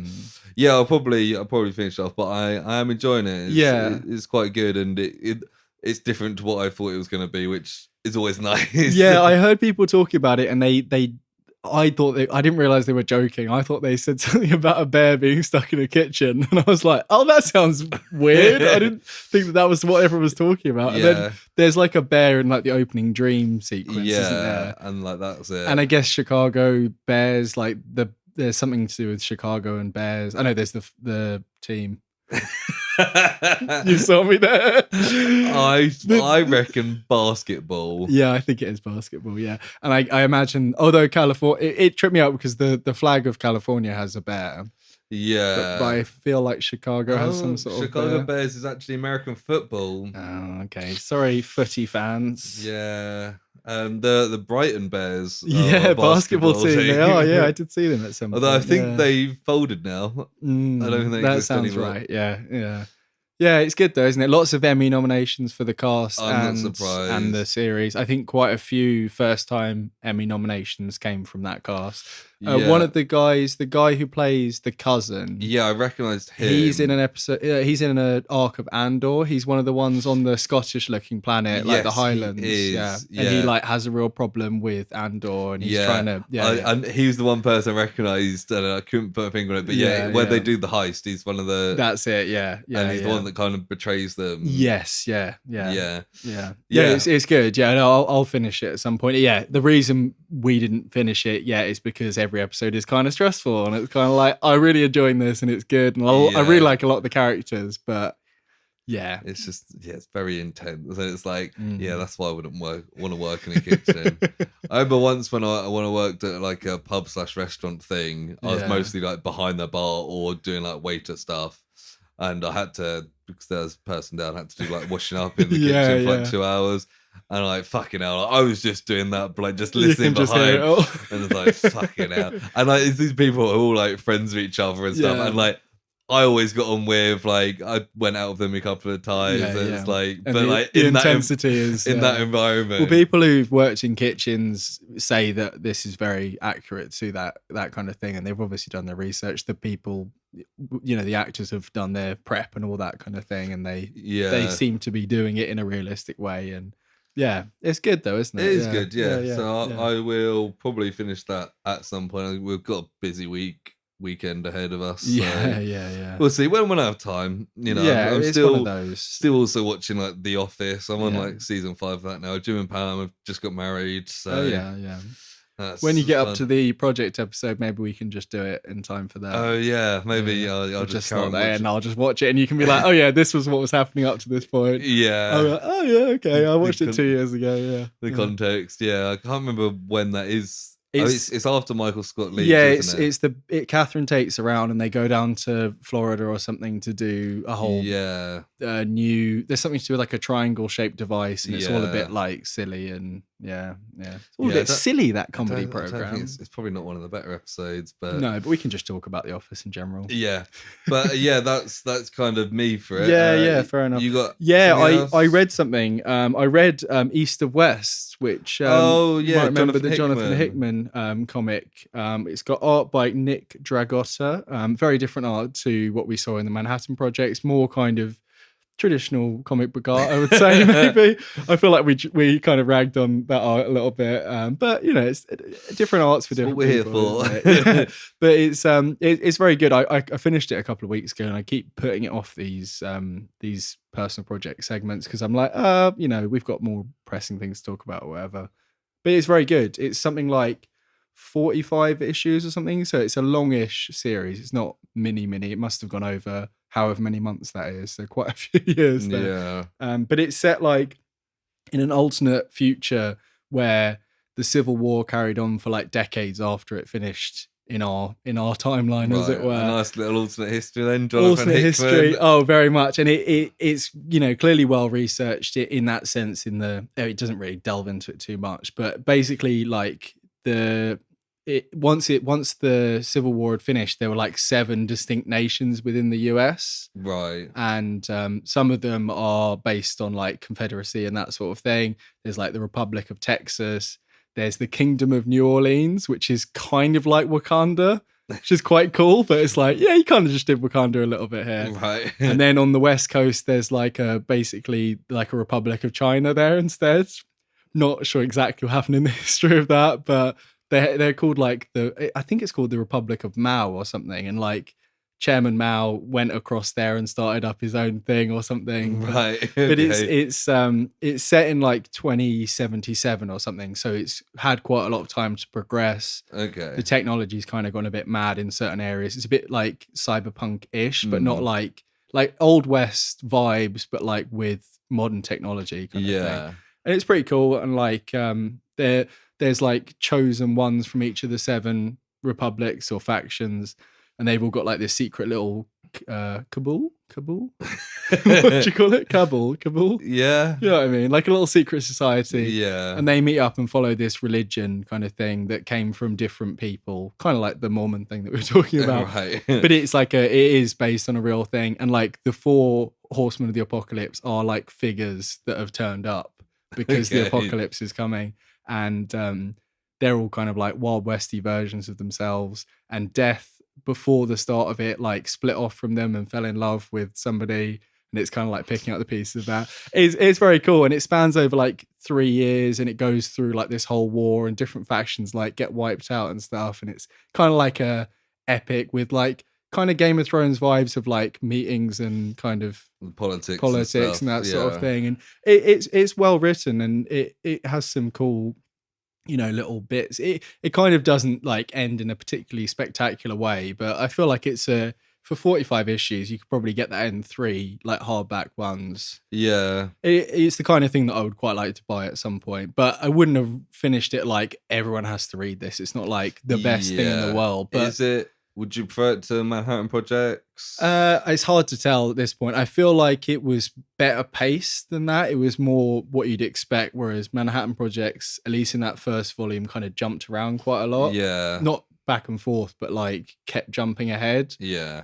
But yeah, it's pretty cool. It's got some fun little characters, and it gets a little bit mystical with like kind of, they don't really explain a lot, which is a little bit frustrating, but I guess that's just the way things would be if there was other worlds and that sort of thing. And yeah, it is very cool character designs. Like for some reason, Death is like all in white, like his skin's white, his hair's white, and all that kind of thing. And you see flashbacks to when he was with the Riders of the Apocalypse, and he was like all black at that point. So I guess it's like a white hat, black hat thing that we were talking about last week. It's fun. It's fun. I would like to see it like as like either an animated series or maybe at some point like a live action series, but I feel like it'd be quite hard to do, to be honest. But, yeah, fair enough. It was good though. I'm glad I read it. So yeah. No, sounds good. I'm sure you'll keep us updated as well. I finished it. Yeah. Well, if you read the next one, yeah. Do you reckon you'll get the next one? What have you? No, I've read all of it. Oh, you've read all of it. Yeah, I've read the whole thing. You said you just read like the first. No, I've read the whole 45 issues. Yeah. It was good. Enough. It was good. That's what I mean. It kind of ended like, it's okay. But like the overall thing, I would say. I thought you just like the first volume. No. I've been since Manhattan Projects. I've been reading it, and I finished it like 2-3 weeks ago. Nice. Yeah. Fair enough. Yeah. All right, cool. But I'll update you with others. I did actually read that the Big Game, the one that I was the Mark Miller crossover. Read the first issue. It was good. Like it didn't really get anywhere because it's 1 of 5 or 1 of 6. Yeah. The thing that was quite cool is like there's a series called Ambassadors where it was like this Korean like scientist millionaire. She starts figuring out how to give people powers, and they all have like a bank of powers that they can all tap into. And each person, like they kind of choose one person from each nation who's like the best of that nation to represent them, kind of thing. Right. And they're known by just the country's name. And at the end of the series, they're like, oh, we don't have anyone from the US. And then in this like what's he called? The guy from Kick-Ass is like an adult and he's not done superheroing for like 10 years. And he like writes a letter like, oh, I was one of the people that started inspiring all the new wave of superheroes. And I hope that I can get some powers. And it's like, I feel like that's probably where that's going. It's like, it's nice to have that character back in it again. But yeah, it's okay. That's something I will keep you updated on over the next few months or weeks, however long it comes out. Okay, cool. Nice. Yeah. So that brings us to the end of the episode. It does indeed. With our bloody UFOs. Yeah. Hopefully you enjoyed this more than I enjoyed this. And if so, you can give us 5 stars on your podcast listening application. Always very much appreciated. If you've got thoughts on UFOs, maybe you are Paul Hynek. Hynek? Yeah. Okay. If that was the right guy. Yeah, if you are, we'd get love in contact with us. Yeah. How would he do that, Sam? So you could send us an email at theprojectpod@gmail.com, or if you wanted to follow us on social media, you can find the link tree in the episode description. So you can follow us, find out when new episodes are up, find out when clips are on TikTok, stuff on YouTube, that kind of thing. Yeah. Fun stuff all around. And if you want to find out, can we have an interview with you because you're Hynek guy, then contact us via one of them. Yeah, do that. Hynek guy. Hynek guy. He's the new superhero in Big Game. He might get the powers from the ambassadors. Maybe. Hopefully not. Hopefully not. But yes, thank you for listening. I will hear you next week. Yeah, see you in Area 51, bitch. Yeah, bye. Bye.